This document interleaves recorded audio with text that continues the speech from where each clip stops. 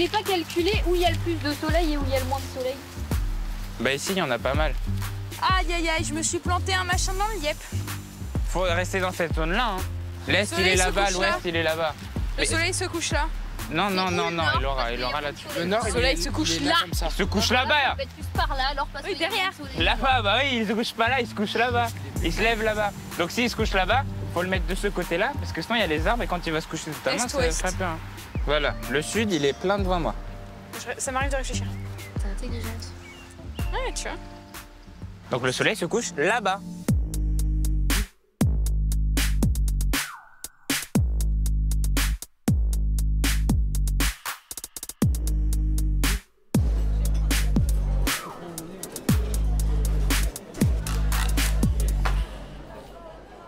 Ah bah oui, hein.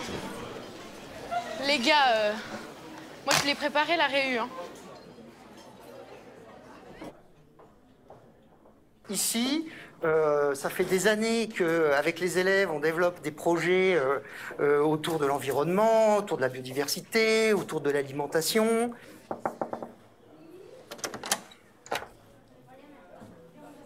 Bonjour. L'idée, c'est d'essayer de mettre en place, à l'échelle du lycée, un groupe d'élèves qui serait un groupe d'élèves qui seraient des délégués éco-responsables. Ouais. Alors du coup, je vous ai ramené aujourd'hui parce que je voulais monter un dernier projet avant la fin de l'année. Je m'appelle Laura, je suis en première STAV au lycée de la Saussée.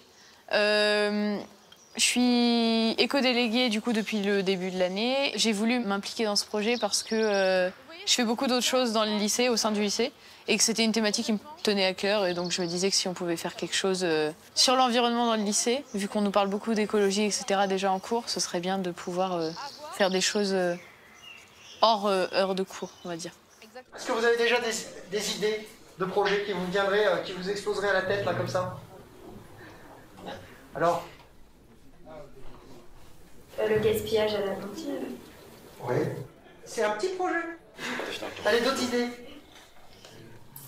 Allez, même si on se dit qu'on n'y arrivera pas. Il y a un compost. Alors, le compostage, ça, ça, en effet, c'est l'idée. C'est l'idée qui est excellente. Après, vous ne la verrez pas. Vous ne la verrez pas à la station de compostage cette année. Du coup, ce projet, ce serait de construire et de fabriquer différents points d'eau dans le lycée pour abreuver tout ce qui va être mammifères et petits insectes. Parce que dans ce lycée ou sur le site de manière générale de la Saussée, il y a très peu de points d'eau accessibles, voire pas du tout. Allez, d'autres idées? Un lac. Ah, non, mais déjà une mare, déjà une vraie mare, ça, ce serait un magnifique projet. Et à la base, le projet originel, c'était de creuser une mare. Sauf que on n'a pas du coup d'autorisation, on peut pas faire ça, vu qu'il y a des captages d'eau potable juste à côté.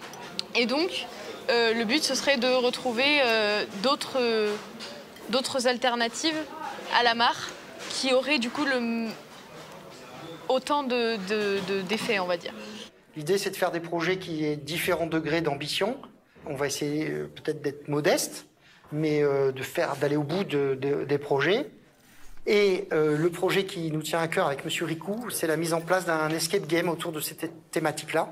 Donc ça peut être vraiment intéressant et original. Bon, du coup, vous avez déjà vécu un escape game. Le but, c'est d'en faire un. On est d'accord là-dessus. Donc nous, c'est un escape game qu'on a fait avec des stagiaires. Donc là, vous allez le découvrir. C'est complètement artisanal.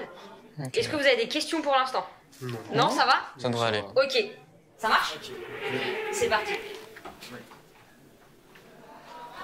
Est-ce que tu as déjà des idées de où en placer?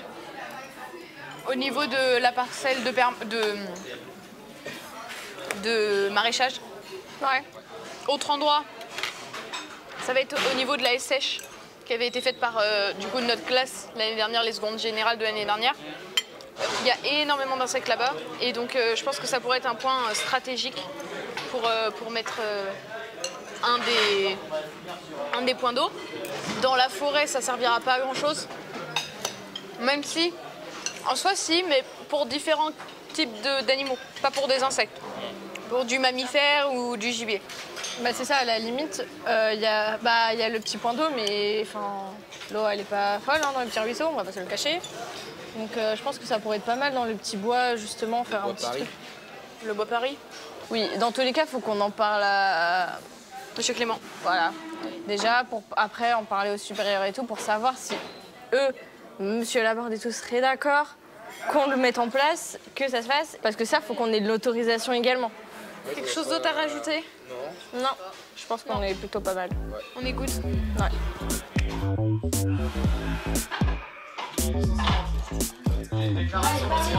Observez-vous.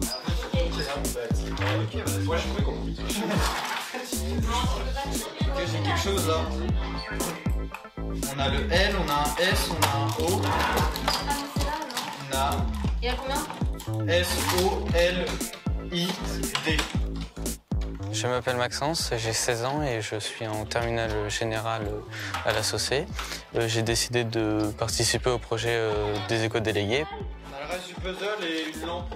Ce qui m'intéresse dans le projet de l'Escape Game, c'est de pouvoir confectionner un jeu sur le thème de la biodiversité et surtout des thématiques qui nous entourent, par exemple la protection de la nature ou tous les enjeux qui nous concernent aujourd'hui.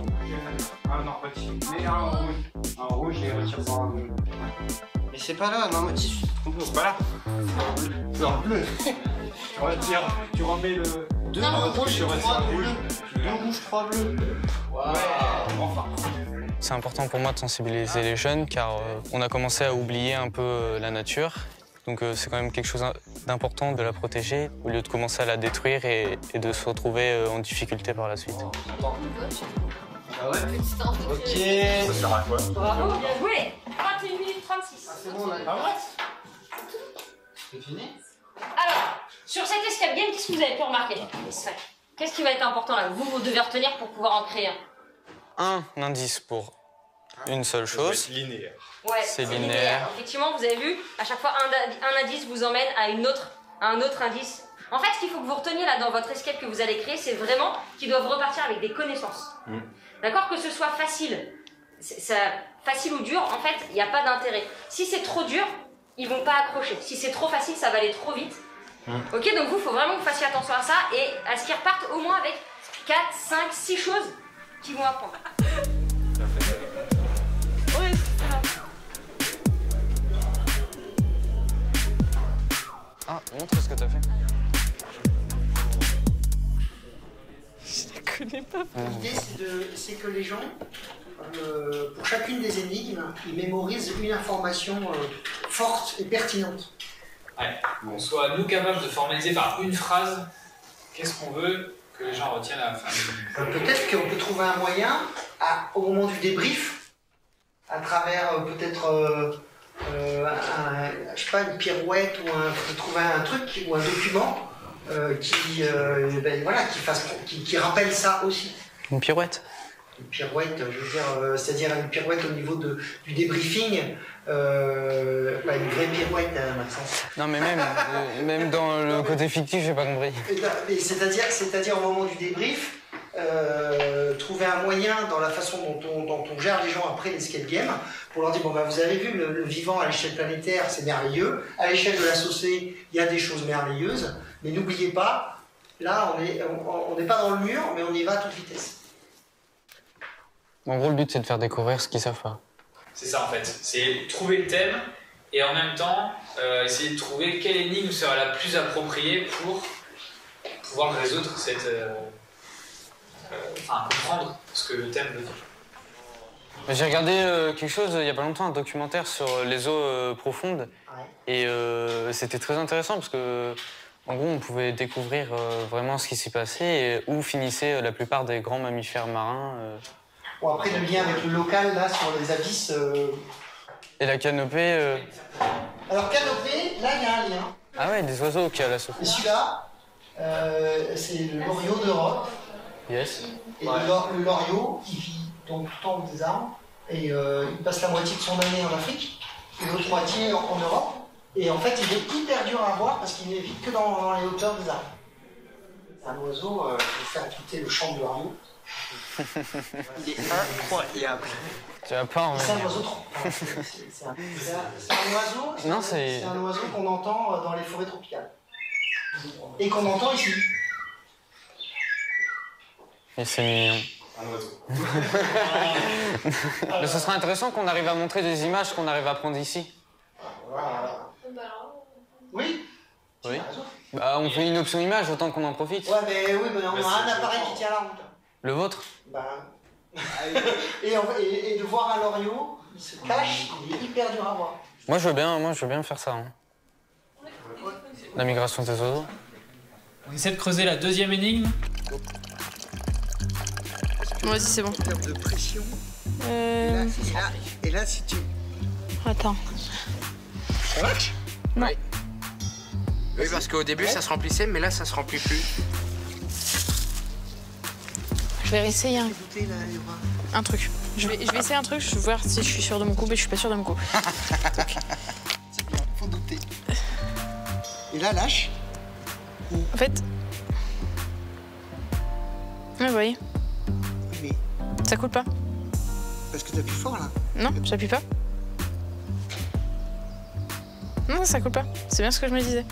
Ah, ça veut dire.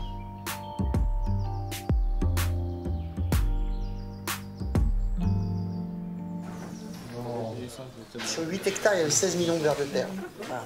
Donc à un moment donné, vous pouvez en effet faire un travail sur la densité et dire qu'il y a un passage de là à là. Mais, Du coup, ça veut dire que ça fait 1 milliard. le nombre de vers de terre qu'il y a dans 10 cm², il faut leur le multiplier par 8. C'est pas... Bah, j'ai peur que les gens ils viennent pas. Parce que pour les gens, la nature c'est secondaire. Et il y en a, ils vont se dire c'est trop long un escape game. J'ai peur qu'ils se disent que moi, pas envie, pas le temps, autre chose à faire. Il y en a, ils viendront parce qu'ils aiment bien ça et que bah, c'est leur délire. Il y en a, ils vont dire ouais, non, trop long, pas le temps. Donc, Ça, c'est sympa. Identifier les vers de ouais, terre. mais je crois qu'on a bugué en fait, rien qu'en réfléchissant à faire le truc. Donc, pas bon plan. Parce que si même nous, on comprend pas ce qu'on dit, on n'est pas sorti de l'auberge. Il faut juste faire un petit effort. Là.